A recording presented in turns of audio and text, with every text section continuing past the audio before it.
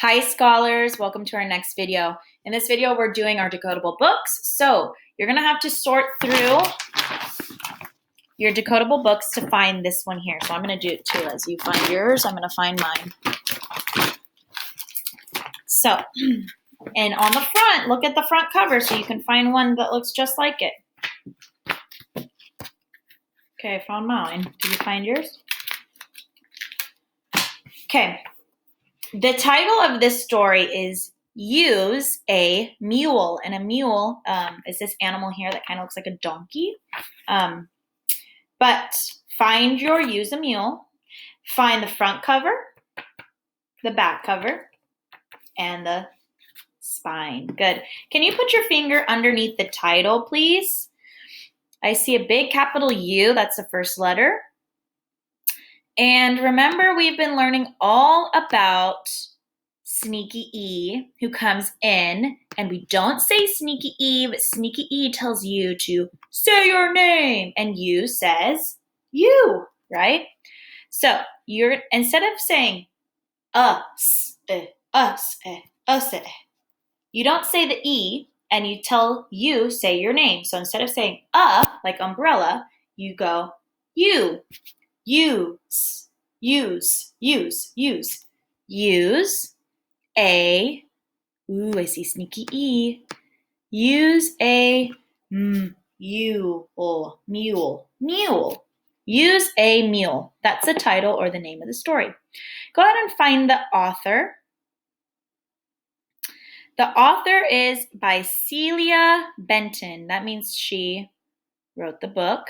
Illustrated by Bill Greenhead. That means Bill did what? If he illustrated the book, he drew the pictures. Good. Take a look at the front cover. Let's make a prediction. What do we see in the picture, and what do we think the story is about? Make it spicy.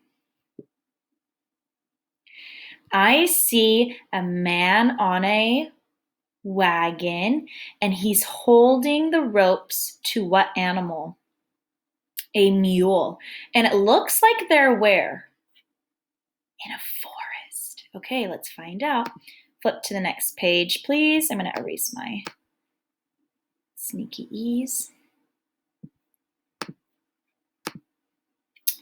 Okay, if we look on this page here, we see long U. And we know long U makes U, right? Short U makes a, long U makes U.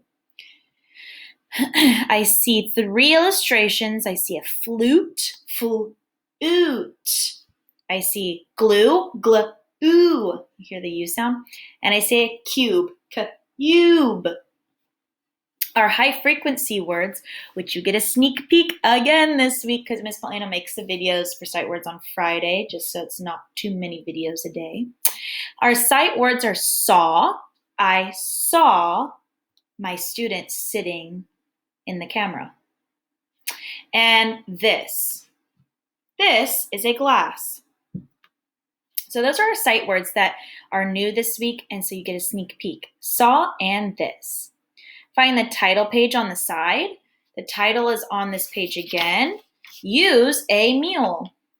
When you use something, that means, well, you're using it. Miss Paulina uses her phone. I need it to make phone calls. I use my computer to make videos for you. So if you're using a mule, you need the mule for a reason. So what does it look like he's using the mule for? To carry the wagon, right? Or to help the wagon roll. So by Celia Benton, illustrated by Bill Greenhead. And we're going to do echo read on the next page. So let's flip.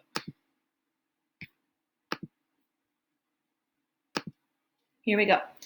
Finger under the first word. Remember, we do bouncing finger every time we read. Before we read, let's take a look at the illustration. What do you see?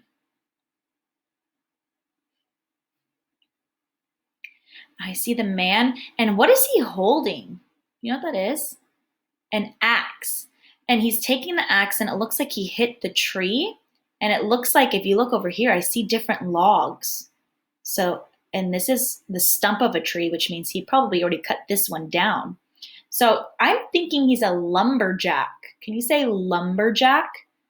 And a lumberjack is somebody that cuts trees down for work, or maybe they need it for something else. And I also see the mule. Do you see the mule here? What else do you see in the pictures? See a little worm. Do you see him?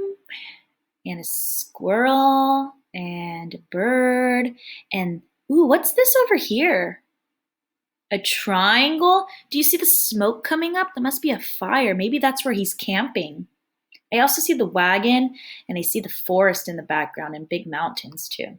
Okay, here we go. Being on to the first word. Echo read. Ned can make a home. Oh, Ned must be his name. Ned can use logs. So what is he using the logs for? He's going to make a home. Ooh. Let's go to the next page here. Take a look at the illustrations. What do you see?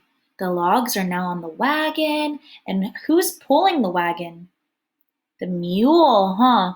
And look at the mule. Kind of looks like he's struggling. He's having a hard time. Must be heavy. Okay, let's go up here. This is my mule, said Ned. Cute Kate can tug logs. I wonder if the mule's name is Kate, because can tug logs. Tug means to pull. So cute Kate can tug or pull the logs. That must be Kate the mule then. Let's flip to the next page. What do you see in the illustration? He made a home of logs, right? And if a home of logs looks like this, it's called a cabin. Ned and cute Kate made a home. And look, they're standing back and enjoying it. Take a look at this illustration. What does it look like they're doing in this picture? They could be farming. Do you see Kate is pulling something to make those lines in the ground to separate so when you plant your seeds? Let's read it. Cute Kate can tug a lot. She made 10 lines. Remember, the word tug means to pull. So cute Kate can pull a lot, and she made the lines because she's dragging this on the ground. Well, I must be farming or doing something of that sort. When you see, and this is kind of hard to understand, but when you see these little tiny marks, there's 2 of them. Do you see? There's 1, 2 here and 1, 2 here. Those are called apostrophes. Can you say apostrophes? And you use those when you are, oh, I'm sorry. Those are not called apostrophes. Miss Paulina's losing it. I have quarantine brain. Those are called quotes. Apostrophes are just one. Those are called quotes. They look like an apostrophe. I'm so sorry, Miss Paulina's losing it a little bit. Those are called quotes, but you say that when someone is saying something. So if you want to, so the farmer, or I'm sorry, Ned is the one talking. So that's why they put it in quotes. Miss Paulina knows that those are called quotes. I just wasn't thinking about it. I'm so sorry. So those are called quotes, and that's when somebody is saying something. An apostrophe looks the exact same, but there's only one. Anyways, so Ned is saying it. Cute Kate can tug a lot. She made 10 lines. That's how it's read. Okay, let's flip to the next page. Oh my goodness.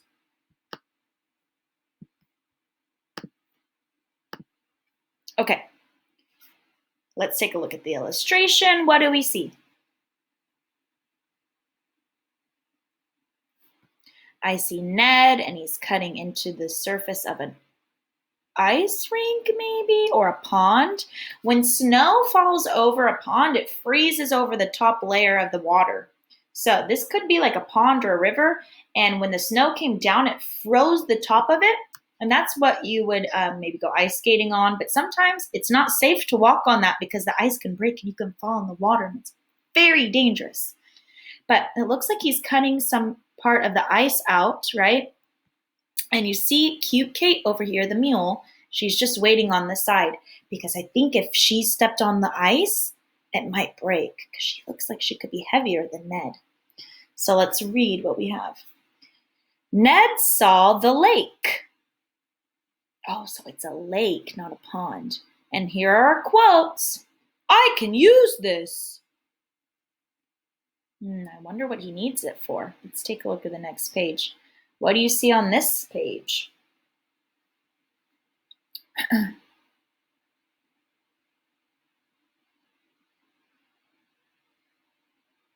I see Ned and Kate, and he's pulling a cube of ice. So let's see what he needs it for.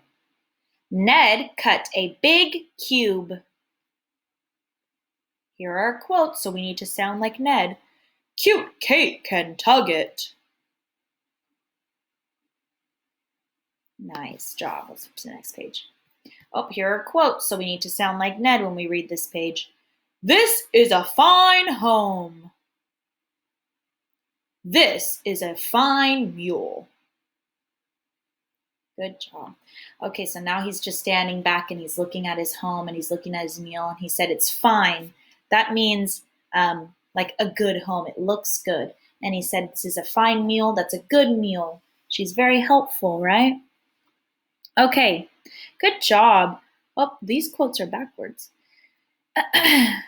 Good job reading. If we look at the last page, we see a lot of silent U's. So if you want, cross them out. Cross out your silent E's and find your long U's. I think I said silent U's. I meant silent E's and long U's. And draw your arrow like that. And then you can start to sound out these words and find them when you're reading. Remember that after you cross out silent E, it jumps over to the vowel. And our vowels are A, E, I, O, U, right? Okay, so tomorrow you need to read this story 3 times by yourself. If I were you, I would go through my reading and I would find all the silent E's and hop over to the vowel. So that way when you read it tomorrow, it'll make more sense. Okay, I will see you in tomorrow's video. Oh, and also don't forget, we have a Zoom tomorrow at 10 o'clock where we're going to do a direct drawing. All you need is a paper, a box of crayons, a pencil, and a black crayon or black marker. Okay, I'll see you tomorrow at 10, and I miss you. Bye-bye.